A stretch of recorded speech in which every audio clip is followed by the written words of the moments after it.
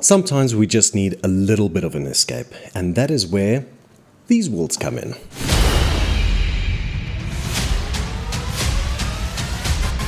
But sometimes we find ourselves falling in love with a game that is just not as loved by its parents as its more prosperous brother.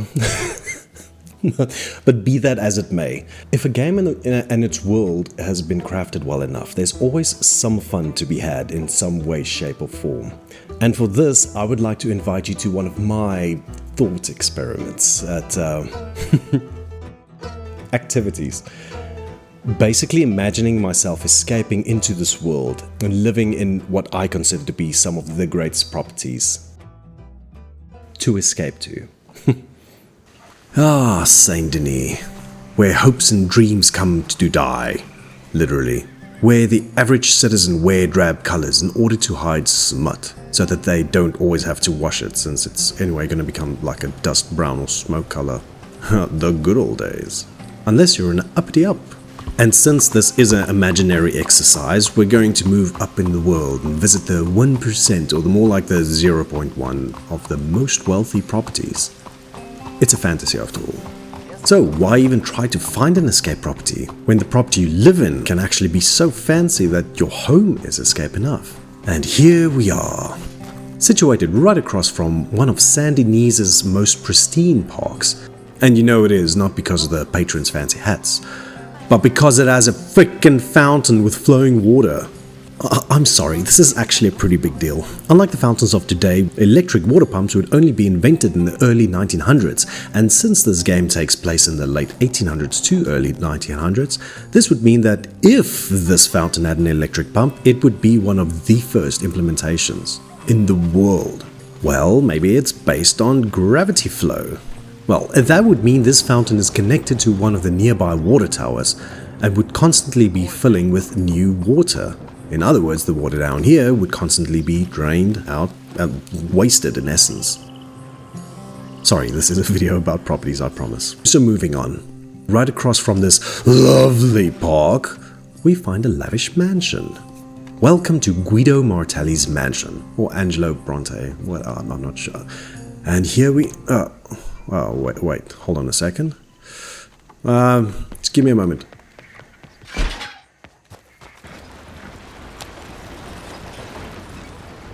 One sec.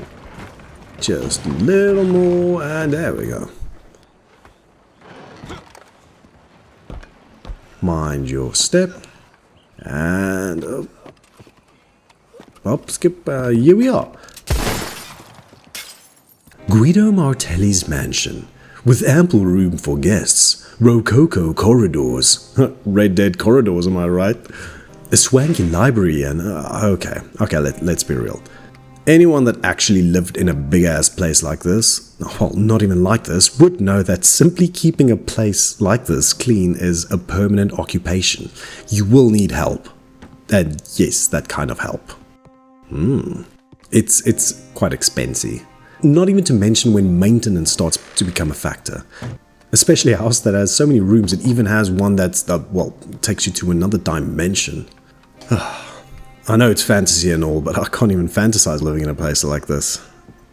And we've got guests. And if you'll excuse me, I'll just make use of their convenient little emergency escape. That's quite a lovely back garden and fountain. Look at that fountain. And see, there's no flowing water. I told you it's a big deal. Oh, I'm sorry, we're busy doing a thing.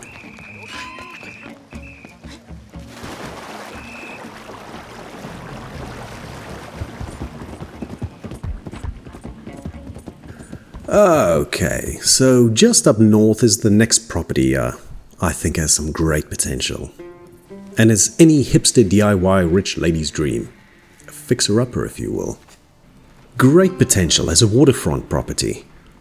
In its current state, it has a little emphasis on little kitchenette and living area. And upstairs, an entrance lobby. It's pretty weird considering how little space this property has to work with, and they put up a little entrance on. Okay. But that's not as weird as the fact that seemingly the only way to get to the top balcony is by walking up the side steps.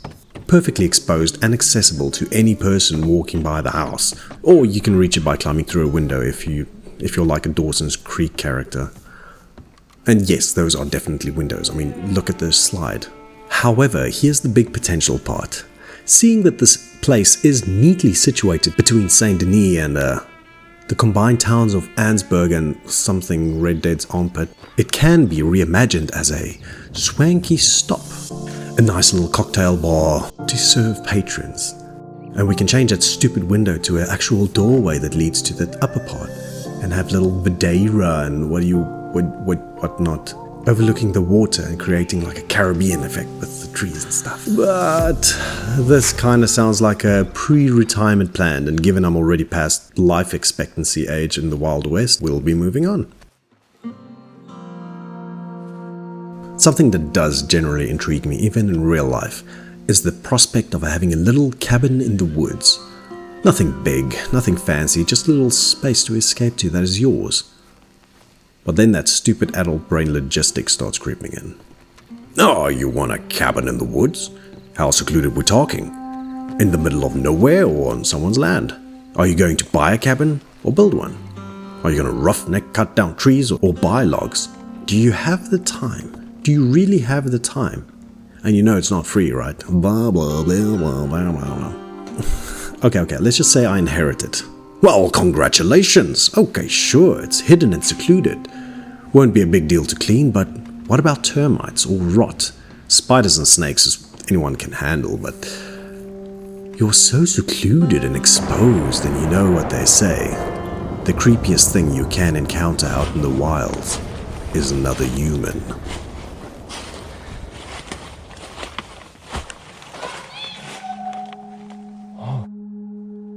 And putting all that aside, so food, you'll need to find a regular source since you don't have any fridges, or you can just live off jerky. And let's talk about getting water at this place. To get water here, you will have to take this lovely little trip away. It really is going to be a breakaway if you spend most of your time not dying. And finally, at the water. And for a little disclaimer, I don't really hate cabins in the woods, it's just I live in a country that's not particularly safe, so it is a creepy thought to have like this little place in the middle of nowhere. Okay, with that little eventful night behind us, we are graced with a new day, and with it comes new prospecting properties. Riding over the hill and under the hill, there's this little unique property that houses a familiar aesthetic.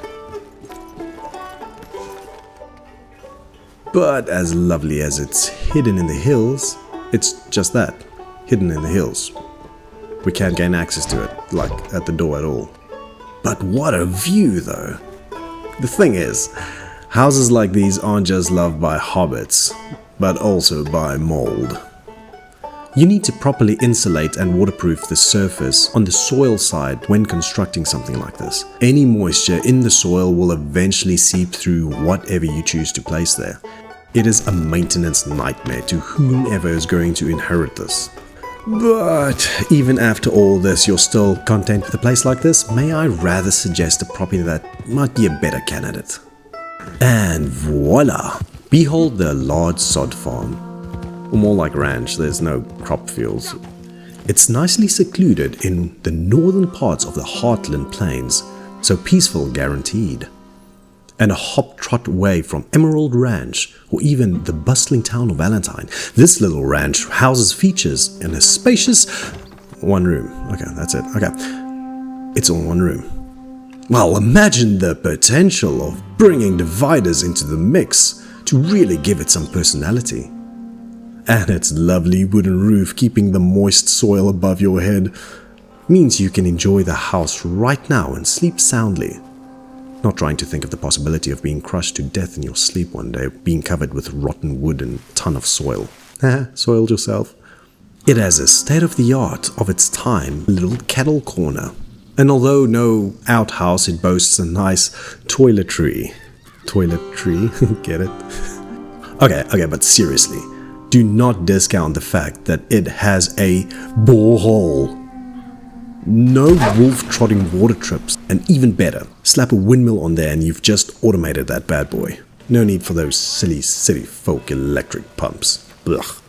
Now concerning livable properties, this one has always kind of been quite high with my regards to potential, as it's in a very nice part of the Red Dead Redemption map, with some promising weather and central proximity to roads and Saint Denis in terms of needing places to sell your crops etc. to.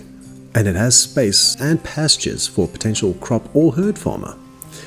But if you look around the property, you'll find that this well is kind of on the dry side, which I would assume played quite a big role in this little love letter from the bank on the front door.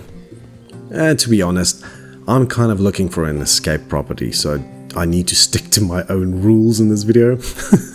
I don't want to be playing no farm simulator. And that is where my number one absolute favorite property of all come in.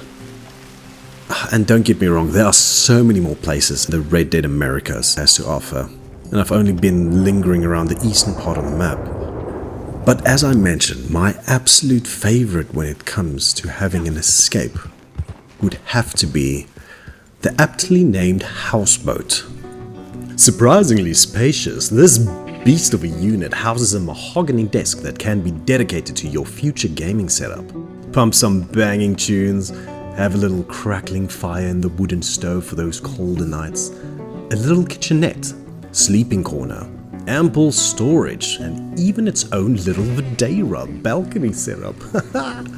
And look, it even has a surprisingly symbolic rocking chair. If the weather is desirable, you can relax on the top hammock and have a barbecue or braai depending on your culture, whilst enjoying an alcoholic beverage from the state-of-the-art of the time bar. You can even bring some of the boys or family around. And the best part is, it's mobile. That is if you can look past the fact that the bridge to the north is a bit unpassable, and well, even if you could, there's only waterfalls up there. And the one to the south ain't much better. Well, practically you can always log drag it across the land with a beefy horse and some logs to more desirable waters. But you are also most likely going to have to huckleberry fin stick steer the ship, as a paddle for one person would be tiresome to say the least. However, if you can get past these little hurdles, this would definitely be the ultimate escape. In fact, this thing is so nice, I have really contemplated building something like this and housing it at a dam nearby and just piece by piece building up to something. Thinking again of it, what's stopping me? Wood rot, theft, land claims, money, time. General life sucky stuff, so you know what? Never mind. I think I'll just enjoy it in here. Catch you next time. Okay, bye!